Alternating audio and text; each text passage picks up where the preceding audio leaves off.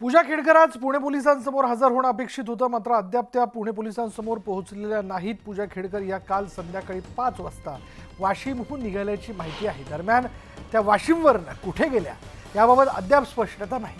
अशातच त्यांना बाणेर इथल्या घराबाहेर बंगल्याबाहेर वर्दळ त्यांची तिथं वाढलेली होती आणि बंगल्यात काही वाहनं दाखल झालेली होती। जिल्हाधिकाऱ्यांविरोधात केलेल्या तक्रारीबाबत जबाब नोंदवण्यासाठी त्यांना दुसऱ्यांदा नोटीस बजावण्यात आली आणि त्यानंतर त्या आज पुणे पोलिसांसमोर जाणार होत्या अशी माहिती होती। अधिक तपशील आपण जाणून घेऊयात। आमचे प्रतिनिधी वैभव सोरोने आत्ता क्षणाला आपल्या बरोबर आहेत। वैभव, पूजा खेडकर पुण्यात पोहोचल्यात का? विशाल, पूजा खेडकर गेल्यात कुठे असा प्रश्न निर्माण झाला। याचं कारण काल वाशिमहून निघाल्यानंतर त्या पुण्यात आल्या असल्याची माहिती त्यांच्या निकटवर्तीय सूत्रांनी दिली आहे। मात्र त्यांच्या निकटवर्तीयांनी दिली आहे। मात्र त्यांच्या बाणेरच्या राहत्या घरी आज सकाळपासूनच त्यांच्या गावाकडचे काही परिचित लोक जे आहेत ते आलेले होते आणि काही सामान ते तिथून घेऊन गेलेत घरातून बाहेर। साधारणपणे 2 तास ही सगळी वर्दळ जी आहे ती वर्दळ सुरू होती। मात्र पूजा खेडकर तिथे कुठेही दिसून आल्या नाहीत। दुसरीकडे काल रात्री पुणे पोलिसांना पूजा खेडकर यांनी उद्या 11 वाजेपर्यंत आपण जबाबासाठी येत असल्याचं कळवलेलं होतं। मात्र त्या पोलिसांकडेही आलेल्या नाहीत आणि काल रात्रीपासून त्यांनी त्यांचा फोन जो आहे तो सुद्धा स्विच ऑफ करून ठेवलेला आहे, बंद करून ठेवलेला आहे।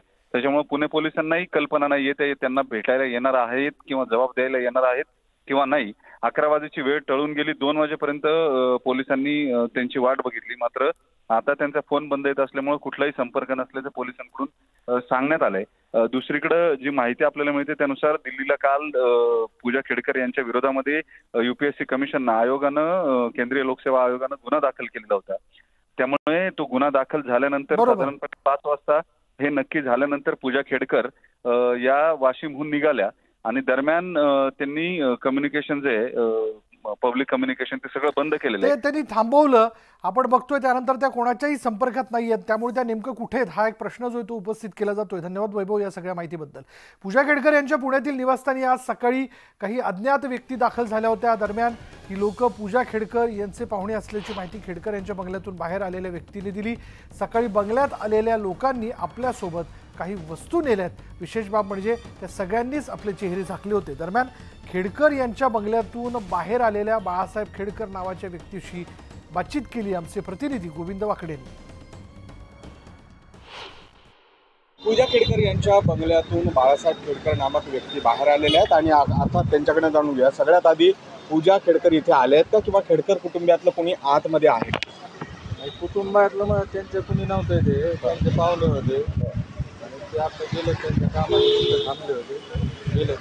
पण ते काय घेऊन गेले आणि एकूण किती माणसं होती? काहीच गेलं नाही, ते त्यांचे कपड्याचे वगैरे शाग होती का तेवढीच ते घेऊन गेले। बाळासाहेब, तुम्ही नेमकं नातं काय पूजा खेडकरांशी तुमचं?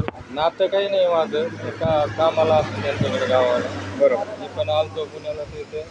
पण तुमच्याकडे बंगल्याची चाबी कशी काय आहे? चावी बंगल्याची नाही माझ्याकडे, गेटची चावी ते पण आता दिली। मग आतून बंगला बंद असं म्हणताय तुम्ही? हो, बंद आहे। या सगळ्या प्रकरणामध्ये तुम्ही एक नातेवाईक म्हणून ज्या पद्धतीने सगळं प्रकरण चाललंय पूजा खेडकरांच्या संदर्भात, यामध्ये काही तथ्य वाटतंय का तुम्हाला? काय सांगायचं?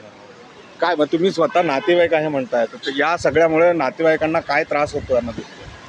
नाही, सांगता नाही येणार मला। नाही, पण तुमच्या कुटुंबियांना काय त्रास होतोय असं वाटतं? आता ते काय मला एवढं त्याच्या डीपमध्ये नाही सांगता येणार। बरं, पण आता सकाळी किती वाजता ही लोक आली होती? तुम्हाला कसं कळलं? कोणी फोन केला होता? फोन नाही, असंच निरोप आलता मला, त्याच्यामुळे आलतो। बरं, मग पूजा खेडकरांशी तुमचं शेवटचं बोलणं कधी झालं? पूजाचा माझ्याकडे कशाला नंबर आहे? बरं, तर तुम्ही नातेवाईक असता असं म्हणालाय तुम्ही, म्हणून म्हणतो नाही काही। मग आता या बंगल्याची चाबी तुमच्याकडे आहे आणि सगळी देखरेख तुम्ही करणार? नाही, माझ्याकडे चावी गेटची ते पण ओपनच आहे। हो, आणि आतमध्ये सगळं बंद आहे ते। बरं, बाहेर गाड्या वगैरे त्यांच्या 1-2 गाड्या आहेत जुन्या, त्याच्यामुळे आता लावून टाकलंय ते आणि बाकी काय असं विशेष काही नाही त्याच्यामध्ये। गोविंद वाकडे, न्यूज 18 लोकमत, पुणे। यानंतर या बुलेटिनमध्ये इथेच थांबणार आहोत। पहा फक्त न्यूज 18 लोकमत।